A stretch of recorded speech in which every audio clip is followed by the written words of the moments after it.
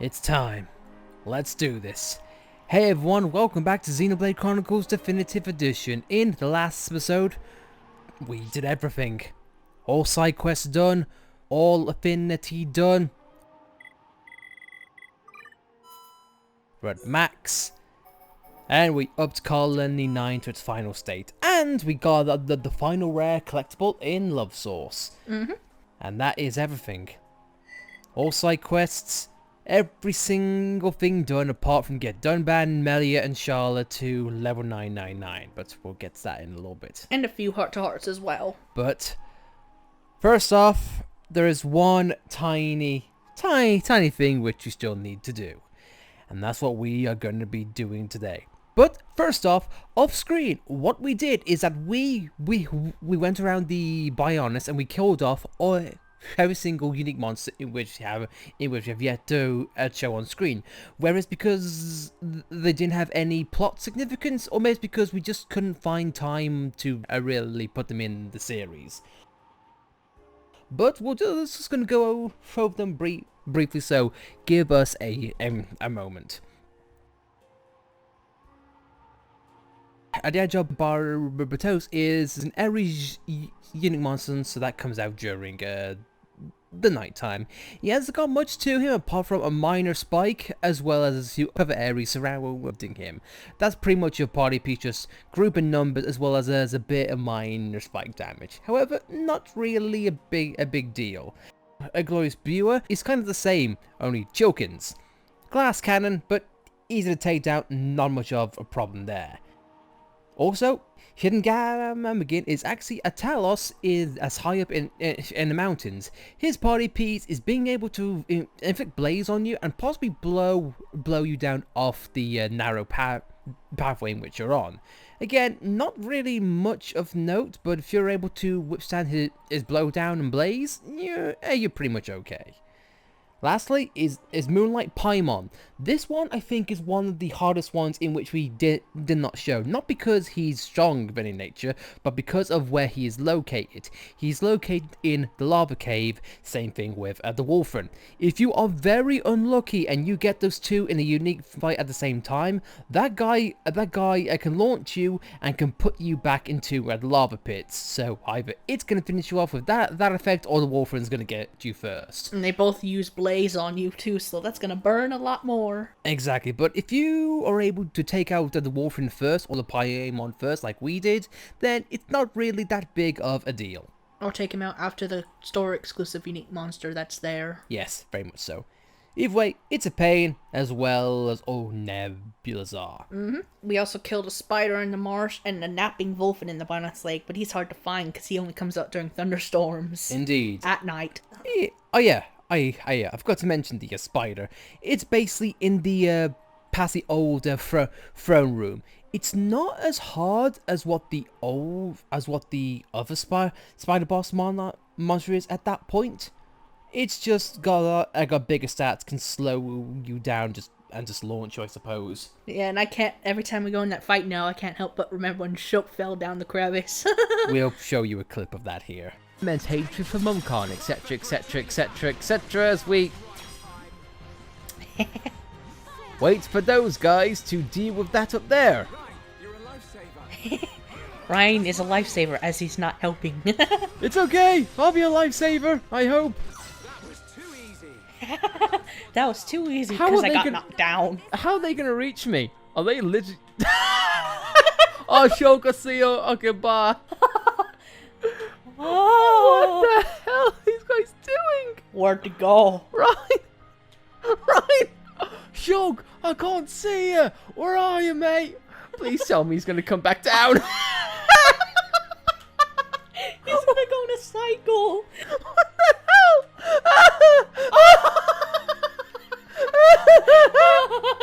I like the speed in which they just dash off. Charlotte. I was like, and run.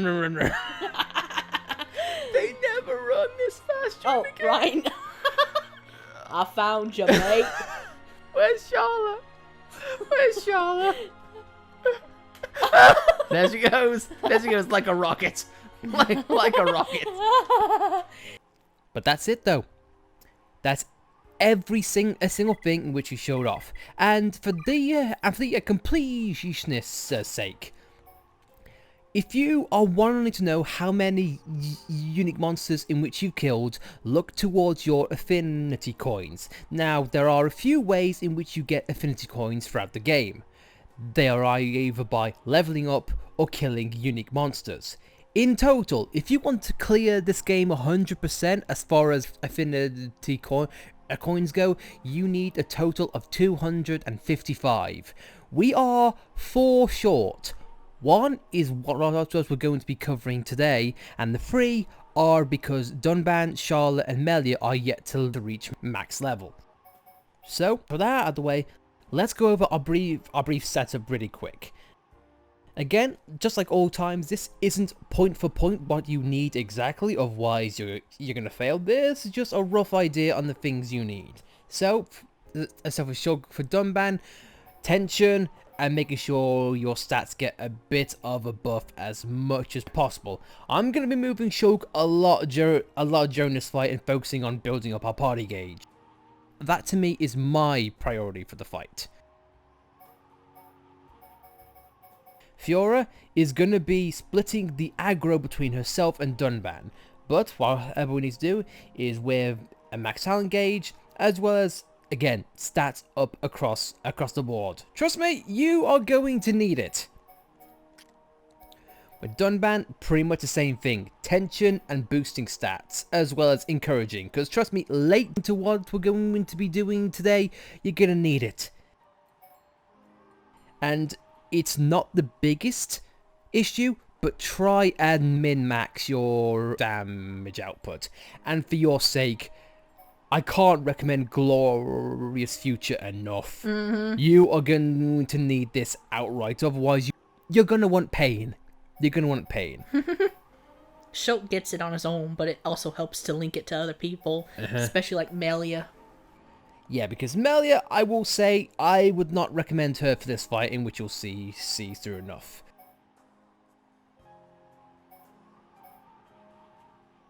Vision warnings, as well as everything else, is a really good thing to have for these guys. Now Fiora to Shulk. Again, stats across the board, grant agility when a party gets incapacitated. This can help you when things are not looking good. It's not needed, but it definitely helps you a lot. Heals a party after a chain attack. Again, every single aspect you are going to want to have. Healing stats up as much as you can. Reduce damage taken, tension. For Fiora, I would definitely focus on tension. It's not needed, but it's definitely one of her strong suits in this game. Buff, haste, and counterattack, pretty much. We haven't obviously dealt out as much as we can for a Fiora. Her instant skill tree is definitely useful, but it isn't really that other use as far as this fight goes. But I would say, either way, Fiora would be a definite help in this fight. Arts. Shulk, as always, bog standard the same, and much like all of the super bosses, I would recommend having Shield at max, and probably Cyclone at a push. And have armor up there too. And speed as well. And of course, as always for Shulk, I never put Battle Soul on because you are not going to want to be low on HP at all. And Glorious Future mitigates the need for that anyway. Yeah. Again, I've been Battle Soul as Shulk's worst art, and I don't know why it's there. It's pointless. Anyway, Dunban is going to be mixing of attacking and looking after himself. Combos are going to be Dunban's bread and butter, as always. Gale Slash and Electric Mega Buster for me, I found always be a saving grace. Welly Slash and Soaring Tempest, I put these on simply because of chain attack multipliers. It may not be much, but they are multiple hitters and they can add damage over time. Jaws of Death you are going to need because Dunban might go down, that can help him. A Serene Heart, definitely because Axian Evasion, what else can I say about that? And Spirit Breath. For what we have coming up, you are going to want to find a way to either completely mitigate debuffs or get rid of them as soon as possible. Dunban is godly for this. Fiora is going to be tension based as well as just multiple buffings. For me, I want Spear Blade and Double Blade because of positioning.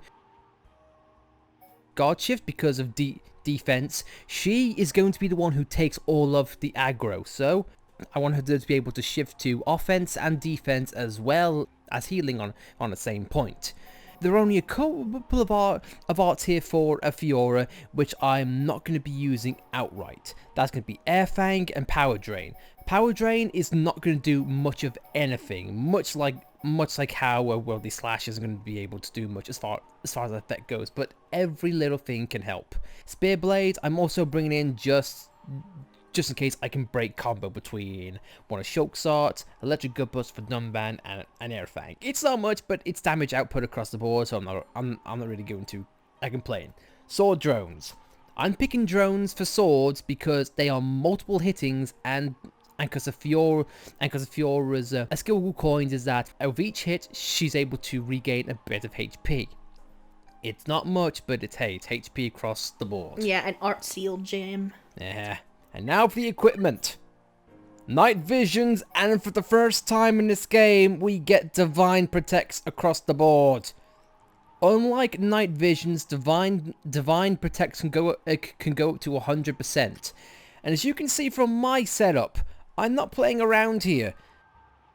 In Night Visions, I might be all well and good and be pushing near max, but for Dunban and Fiora, who are more agile than Shulk, they aren't really in much of a need.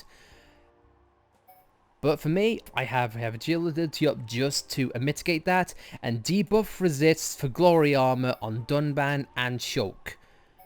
Because again, you're gonna need it. You are going to need it.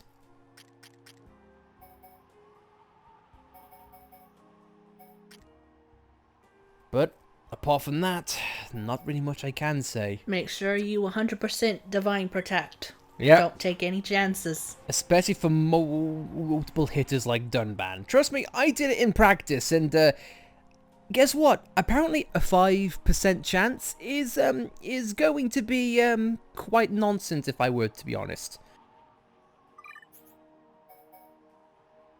But in case you need a reminder on why Divine Protect is important, it stops you from dying immediately. But anyway, we said all that we can say. Also, one final thing, make sure that your time is as early as it can be, for many reasons in which we'll go over. And finally, a minor point. Try to have a loading state in which the final Marcus does not spawn. You know those times which you want a unique monster to load in to either harvest or grind? Don't. If you're lucky enough for him to not spawn, it's a good thing. Trust me, I find out soon enough. However, if it is okay for these nebulas to hang around, they'll get in the way so much, and they also might help you along the way in terms of tension and just a killing momentum. Yeah, like you can use Dunban's Demon Slayer to help topple all the enemies around. Yep.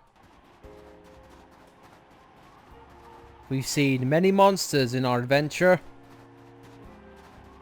And many special. Many unique, dare I say. But it doesn't get bigger or badder than this.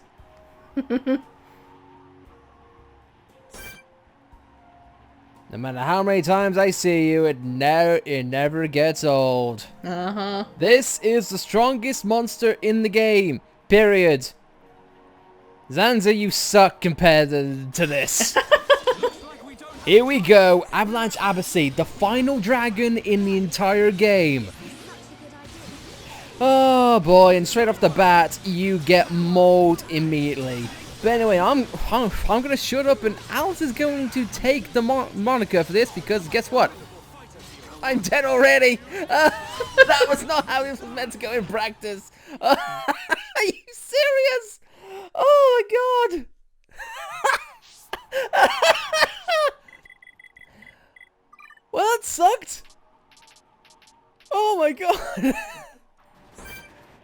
Well, I'll see you in a bit because my god, I've got slow. I got slow bosses to kill. Oh, that was awesome. All right, take 2 because that worked out so well. And in case you're curious, did he hit me with some kind of super move I didn't see coming? No, that was just his bog standard stats. Yeah. You're in for a hell of a fight with this guy. Biggest boss in the game, with the highest attack power, with every single, I don't know, gimmick you could ever ask for. But let's just get into the attacks he has before we get into the nitty gritty, shall we? So the Avalanche Abaasy, he has 800,000 health, so nearly 1 million, but he's no way near as buffy as a unique monster in 2, and probably a unique monster in X that I can think of in the top of my head. But anyway, he has 4 arts. Ultra Play Bite, a physical attack, which just hits once, but it does quite a lot of damage. Ultra Tail Strike, another physical attack that hits in a frontal arc and inflicts topple on you. Demon Purging Fire, an ether attack that hits 6 times and is an AoE, and it inflicts blaze and paralysis. Ultra Air Crush 10 is his talent art, and it causes knockback. And the Avalanche Abaasy will activate its Craze aura when its health is less than 70% of its total HP. Furthermore, it will also activate its Awakening aura when its health is less than 30% of its total HP. And one thing to note with Avalanche Abaasy, its topple duration is cut by half. So even if you want to topple lock, it's going to be quite a challenge for you. But those are all just minor compared to its biggest party piece, which is an instant death counter spike. Yep. If you know how we've gone through this entire game, seeing spikes of many shapes and sizes. One that does damage, one that's topple damage, one that's daze damage, stats which can, you know, slow you down or etc etc. This one just kills you outright. This one kills you because you look at it funny. Yeah, you're gonna need 100% Divine Protect. I think debuff resists work, but we haven't tried it yet. I don't know if spike defenses work as well, but they could probably do. And Divine Protects, they're kind of hard to obtain. The best place I can think of is Magna Forest, the Earth Ether deposit that's huge, and where Ryan and Ricky's heart-to-heart is. Or the strongest deposit for Divine Protect is the Forgotten Cave, where all the bunnets are. There's an Earth Crystal deposit there. We've shown it in a previous episode. That's where the Judicious Bunnetzal is sitting. Yep. And that's not the only issue this guy has. And not only does his weakest attack have the ability to kill melee outright in one hit, it's also got many things going forward again. Its model is so big and bulky that knocks you around and can mess with your positioning if you're like me.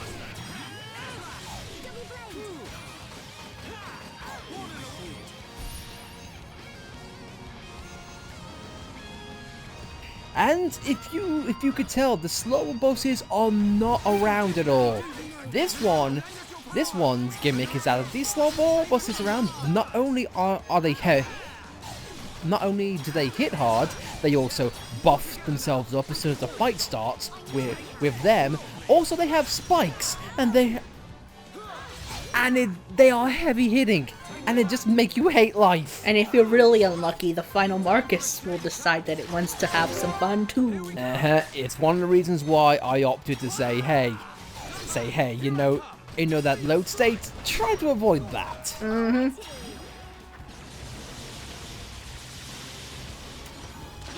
This thing is a combination of everything that you've learned up to this point, and I love it and hate it at the same time.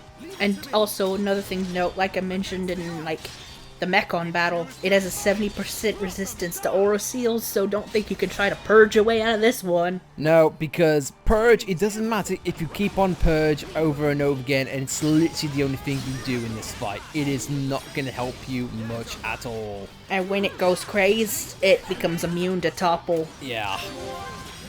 But also, there is something that I would like to mention, and I really don't know if I'll be able to pull it off here, but in practice, in the original, there is a sweet spot, and I mean a very specific, precise sweet spot in the Avalanche Abaasy's model, most notably in his toes, where it can count for both his side as well as his back. So if you're like me and you want to just do persisting damage, provided he stays still and never move, which is hard, very, very hard to pull off, you don't have to move because somewhere in that model, the sweet spot of side and back exists, making critical hits a breeze of a shulk.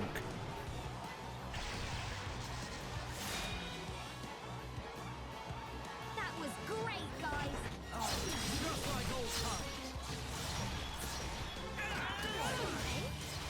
But from what I can tell, that sweet spot is no longer here, which is a bit of a shame. And yes, in case you need to know, he does come out during a blizzard, but when the blizzard goes, that's when your head needs to be on a swivel. Because that's when the slow bosses can come out, and that's when things can get pretty dicey. And I screwed up. I absolutely screwed myself up because the blaze hit me and my glory armor did not do much. And can I get out the way? Yeah, his talent art immediately kills people too. I'm not gonna fall again. So it's pretty bad. And the thing with the Avalanche Abaasy is, it's you have to really focus, because if you accidentally do something wrong or make one simple mistake, the entire battle goes against you and you end up dying. So you want to have everything on perfect and on point. Yep. Which means literally any single mistake could cost you. Which is one of the reasons why I sort of panicked there, but thankfully I was able to recover quite alright. Yeah, you want to be on point and also keep tension up, because if the more tension is up, the more in rhythm you'll get. And this is one of the reasons why Alice is calling off the attacks, and myself. It's okay, get up, feet. Oh, crap. And also another detractor is he has an attack that goes in a frontal arc, and if you want to put speed on someone, the AI sometimes likes to go, like Dunban likes to go up and be by his sister, which I can understand, but it gets him killed every time. I know. Sometimes the AI is not the smartest, and yet sometimes it is. It really all depends. Like now! Armor would be optimal when it comes to situations like that, because you never know when aggro's gonna change or what the AI is gonna do. Yeah. This one takes a while to bring down, and best part is sometimes when he gets in that craze state, you would say, oh, I can just use... Damn it. Just use armor really quick to make sure those two don't die. Oh, no! I think you saved them by doing armor. Thank you. Stay alive, guys.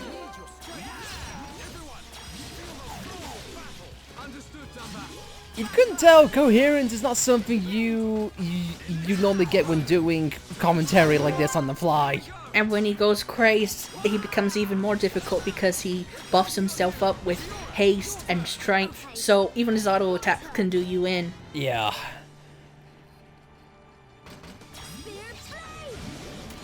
In some cases, it is just simply worth healing and just maximizing your damage output via chain attacks. Yeah, because as you can see, topple locking is quite a difficult feat with this one. Yeah, which is one. Yeah, it's one of the reasons why, unlike previous fights, I'm not using Cyclone, because the animation of the Cyclone takes way too long to pull off for this guy's sake.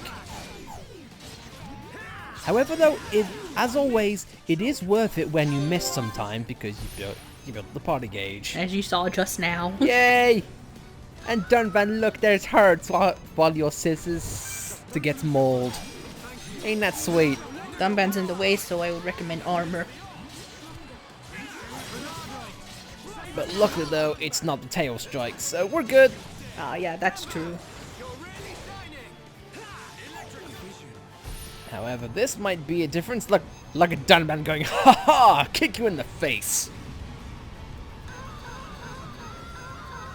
Luckily though, Fiora's gonna get a debuff, but she can sort that out herself. I'm gonna hold off with armor and then get ready for the chain attack when it inevitably hits. I'm gonna let the timer run out. Yeah, that's a good idea sometimes, because if you do something like speed, it'll sometimes wear off by the time you exit a chain attack. Yeah, you see how me and Dunban don't have those debuffs, but Fiora does. But luckily, I can mitigate that with healing energy. It's good to have coverage across the board, because that paralysis and that burn, it doesn't play around. It is pretty goddamn bad. I'm just gonna heal myself up just so I've got myself covered. But yeah, there's many things in which there's many things that can go wrong in this fight, and you need to be able to stay on top of the momentum as well as have an attempt to recover. And keep your head on a swivel. There's a lot of things you gotta pay attention to. Yeah, it's one of the reasons why having Melia or Ricky with all those ether attacks isn't the best move, because despite the nebulas being there, it still can be a bit of a pain, especially when the nebulas erupt per se.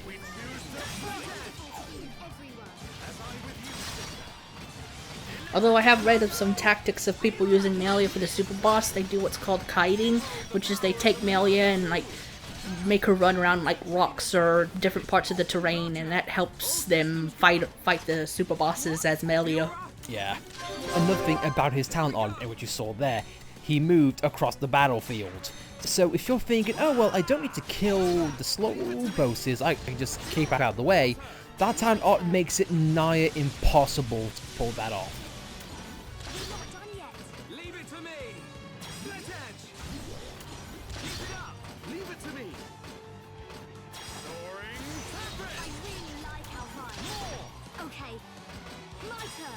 I like how it's a blizzard again. Yeah, all comes full circle. And look, his level increases when he gets crazed, as per usual. But now I'm kind of panicking because we're sort of running out of time here, because once it turns to day, my kind of advantages go out the window. So I need to make this really, really quick.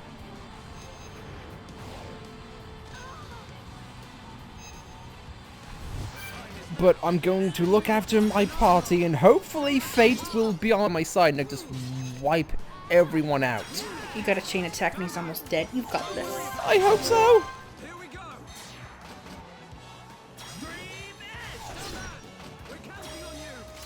Come on, Dunban! It's not a kick in the face, but I'll take it. Take this dragon down! I'm gonna go for multiple hits because I'm going literally all out with this guy. Oh, I wish. Oh, no, Shulk. Make him bleed! Make the dragon bleed and die! Come on! Come on! Shulk, no! Don't suck now! Come on! Stab his toe! Yeah! He's pretty much dead. I said yeah because I thought that was this incapacitated animation. No. No, I'm gonna go all out. I'm gonna go like I did last playthrough. All or nothing. You know what? I'm choosing all. No! Shulk! No! Crap! No! Don't tell me my hubris! Yes! I don't care if he's dead! It's daytime, that's why. Kill him on the first go, nice job. Oh my god, that was so stressful! Glory indeed, because this guy is going to die by the Dragon Slayers. Oh my god! We got out just in time! Fight was really brutal. I don't think we can carry on like this. Tend to your wounds and prepare for the next battle. Oh. Oh, I'm gonna save. Oh, 200 hours, yay! we did it! We crossed the threshold. It's now 218. Oh, Lord. What do we get for our troubles? A glyph. If you want more love source, that is the glyph you want. So he actually has the best chance of dropping that apart from his demonic Everflame, which is his common drop, ironically. He does give 2 types of crystals. One which is debuff and topper, which is here. Also days up and days up plus. So if you want to go for the days game, you got that.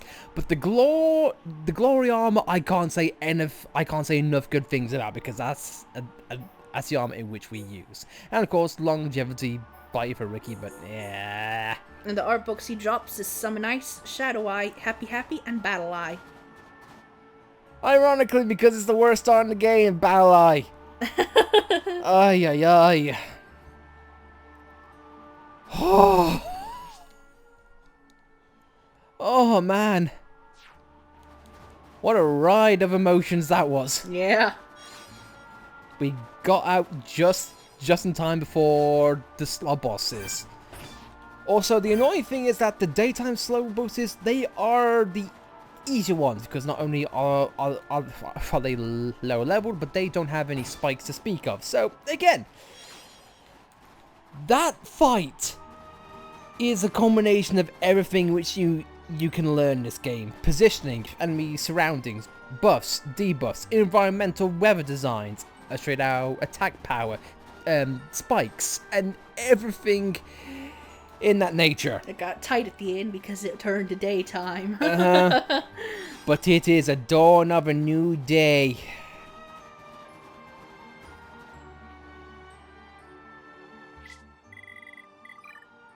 Ironically, I say that because I prefer nighttime. But that's it. That is every single side quest, unique monster, every hidden secret in the game found. As I said before, there is a few heart-to-hearts in which we still need to do. I just wanted to go back to the high-end tune for a second, because now that we've done everything that there is to do in the game apart from the ending, we gotta think, what's the future gonna hold? Or then again, what's our hopes and plans?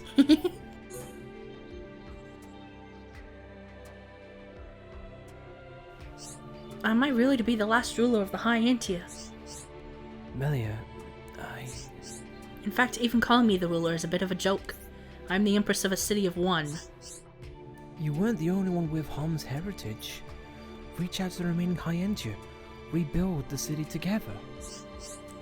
Do you think it's possible? Of course. I'll help you out. You'll be fine. I know it. No one's tougher than you, Melia. No challenge seems beyond reach when you talk about it. When I look into your eyes, I feel so sure about myself. You do? Well, thanks. Shulk, when Alchemath is rebuilt, I have a personal mission. Really? What are you gonna do? I want to see if I can find any relatives of my mother. My real mother, that is. You mean the second consort? She was your birth mother, right? Yes. I only have a few memories of our time spent in the Imperial Villa. Then we can look together. You look for them with me? Are you sure? I mean, I don't want to pressure you. You don't even have to ask. I'd love to meet your family. It might take some time to track them down. Then let's ask Fiora and Ryan. And 4 of us can go. Then, and we'll be sure to find them. Well, okay, Shulk. Another adventure with my friends. It would be most enjoyable. Well, I will always be your friends. Even after you return home. I'm glad. Thank you, Shulk. You're a good friend. And who knows? That might actually happen. Mm-hmm. Yet to be seen, but I can't wait. But anyway, let's go back to Valley Mountain. We've seen and pretty much done everything Xenoblade has to offer, except the last part.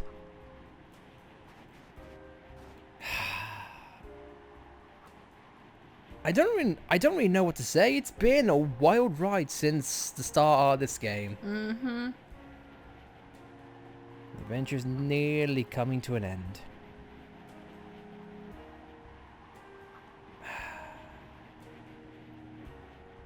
This is such an awesome game. Mm-hmm. It got justice done when a remake appeared. So happy. Anyway, guys, I think we are going to end it there. So, thank you very much for Fiora. Don't die, please. Please don't die. Can you stay there? Thank you.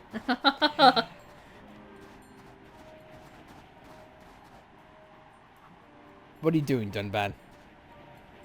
He's trying to push Fiora off. I'm going to kill my sister! No! Fiora! Oh, God!